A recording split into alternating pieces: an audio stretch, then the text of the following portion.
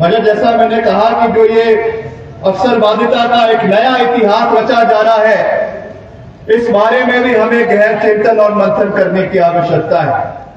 मुख्यमंत्री जी ने कई बार अपने अभिभाषण में ये कहा है कि इनका दिल बड़ा है। इन्होंने ये कहा है कि अगर कोई सुबह का भूला शाम को वापस घर आए तो उसका हम स्वागत करते हैं, मगर बार बार अगर कोई गलती करे तो उसका भगवान भी कुछ नहीं कर सकता है। तो ये मैं समझता हूं कि इस चीज से हमें सबक लेने की भी आवश्यकता है, सीखने की भी आवश्यकता है। और हिमाचल प्रदेश, जिसे हम देवभूमि का दर्जा देश के अंदर देते हैं, विश्व के अंदर देते हैं। आप लोग बाहर के राज्यों में जाते हैं, आप लोग बाहर के मुल्कों में जाते हैं, हम गर्व से कहते हैं कि we belong to the land of God's.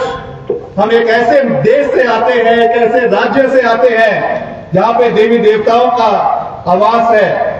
मगर अगर इस तरीके के कारनामे हिमाचल प्रदेश के अंदर होने शुरू हो जाए तो मैं समझता हूं कि हम सबका जो सिर है वो शर्म के साथ झुक जाता है। इसके लिए मैं इतना ही कहना चाहूंगा कि हमें आत्मचिंतन भी करने की आवश्यकता है, हमें आत्मगिलानी करने की आवश्यकता है, इंट्रोस्पेक्शन करने की आवश्यकता है। और आने वाले समय में इस तरीके की चीजें प्रदेश के अंदर ना हो, इसके लिए कड़े कदम, मैं तो अभी मुख्यमंत्री जी से अभी भी कह रहा था कि आपने बहुत कड़े कदम उठाए हैं, मगर आपके जो प्रशासन के, खास करके पुलिस के अधिकारी है, इनको और मजबूती से इनके कदम, इनको जो है इनके ऊपर कार्रवाई भी होनी चाहिए। किस तरीके से जो है इंटेलिजेंस फेलियर हुआ है, इसके लिए अधिकारियों को जो है वो दोषी रहना चाहिए और उनकी जिम्मेवारी फिक्स होनी चाहिए। ये मजाक का विषय नहीं है। जिस तरीके से ये चीज हुई है, this is a serious lapse on the part of the intelligence agencies, on the part of the district administration, and cognizance should be taken.